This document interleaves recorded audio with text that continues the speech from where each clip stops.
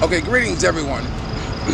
My name is Gerard. I have to thank Jerry. I say that because Jerry always tells me I talk too fast. So before I start talking, I try to say Jerry. And that's Jerry Pittman, husband of Colleen Pittman. Okay, I'm Gerard, editor-in-chief of S.G.I.B. magazine.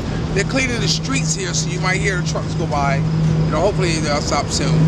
Owner PVG's production of Mrs. Photos by Gerard, best in freelance publicity photography. And editor-in-chief of S.G.I.B. magazine, that stands for Soldiers Got Intentions. Believe that, because everybody should be soldier for something. A dream, a goal, an idea, a train of thought, something. Boy, and I meant to look in the mirror and all that. Oh well, I'm not a professional yet. So anyway, what I want to do right now is that I want to kind of bring you up to date, because this is kind of like the first time. I've been trying to post videos. For some reason, they just haven't been posted. But I came to Vegas, and well, since Bonnie passed away, Bonnie's I'm going to talk to her in a minute. Kenny Bates has always asked me to come to Vegas and help put on a pre-Grammy party. And I said, yeah, fine. Each year, I said, well, find me out there, y'all. I'll do that. But it never came about. So eventually I ended up here, and we had decided to do it on this past February. And it didn't happen. But mostly because Kenny pulled out the last week.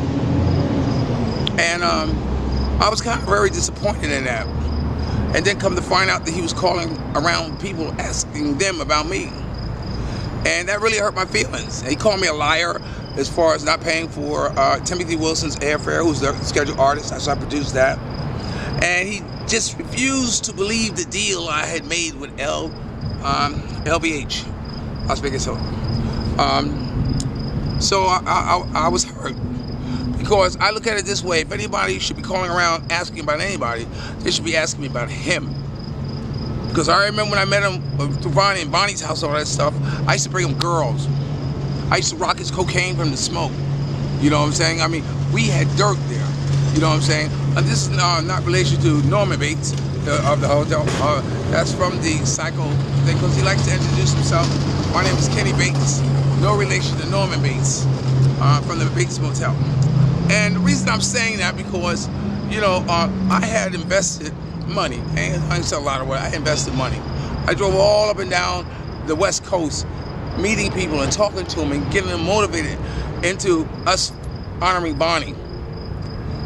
You know, and it was good. I went and spoke to Howard's his son.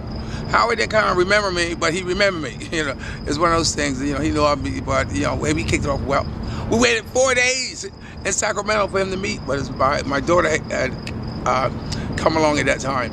So I just told, look, we just got to go ghetto on him, because he worked at, he's the general manager, I think, at a Toyota deal or something. So we walked there, he said, Gerard, I'm sorry. And he took us back. There was nothing but pure love since then. And I did a video, but it went over 10 minutes. So one of these days, if I figure out how to shorten them, you'll post it. Okay, so anyway, Kenny said that he was going to provide a place to stay for my daughter and I when we got to Vegas. Of course, it didn't happen. And because the event didn't go down, you know, I was sick. I ended up in the hospital, you know, because I was looking at that event, you know, to take me to my next one, because I had a living arrangement with someone to the end of February.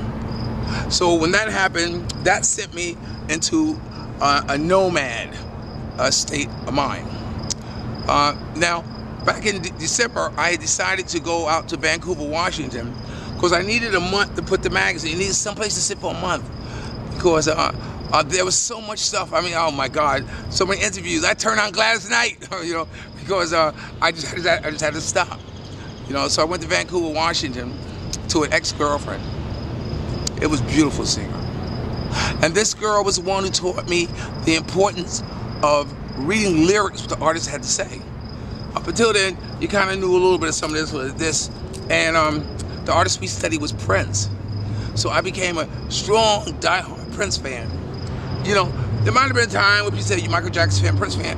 I've always been a Prince fan. I've always been a Prince fan. And when someone tells me they like Prince, I say, well, what's your favorite Prince song?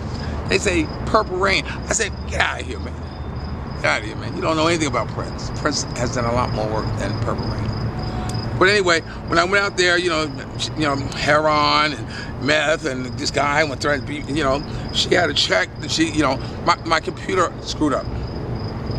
It crashed. So she had a check, you know. I said, okay, look, deposit, I'll deposit it. Give me $400, let me fix the computer, and I get you in a month. That was the deal, plain and simple, plain and simple. And she agreed, because she wanted the money. You know, she got to do what she wanted to do. I need to get my computer fixed, my laptop fixed, so I can keep moving, so I can work. So we did that. I got my laptop fixed. And, you know, she did what she did with hers. And then next, you know, she flipped the script. Told me, I took $400 from her. What do you mean I took $400 from her? I said, that was the arrangement. I said, I give it to you, but you're still getting your money back. I just usually fix my laptop. So the guy threatened to beat me up, you know, all that stuff like this or whatever. So I got out of it. It was a really ugly scene. And of course, you know, she ran and told her mother that I took money from her, so which is ridiculous. But anyway, you know, I would never do that. And what made matters worse is that from there, now keep in mind, I went there at an invitation of my sister-in-law. When I got about 400 miles outside of Portland, Oregon, no one would answer the phone. Nobody returned calls. I said, what's going on? You know, I didn't have nowhere to go. All I had was my last address to where I used to live, or where my daughter's house that I put the down payment on, where they were raised there. That's the only address I had on Watch Street. But fortunately, thank God for social media, because this was a girl named Angel who I was talking to on the internet, you know, on Facebook. And so when I told her I was there, she said, come to me. And I came to her. And she was living in a halfway house. I couldn't stay with her, but at least I was meeting somebody, you know. And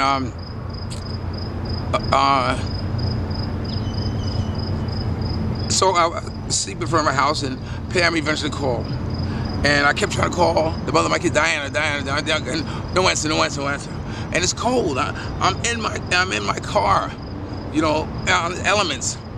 And I told her, you know, your mother, Anita, would be rolled over in her grave the way you're treating me. You know, because that's just not right. Come to find out that she had a meeting with my number one and number two, and they, you know, that's how it's always been with her. When my number two heard what was happening, she jumped on a plane, she came to Portland, she put me in a hotel, all that stuff, man. Wonderful, wonderful. You know, and you know, she was mad at her mother, you know, what are you doing? You know, but, you know, that's how it goes. I'm going to stop this one right here. This is part one. Remember, dreams are nothing, one of plans awaiting action. Never disrespect, always pulls one up. And sometimes you're the only one who can see your vision. Okay, let me stop this and hit 2.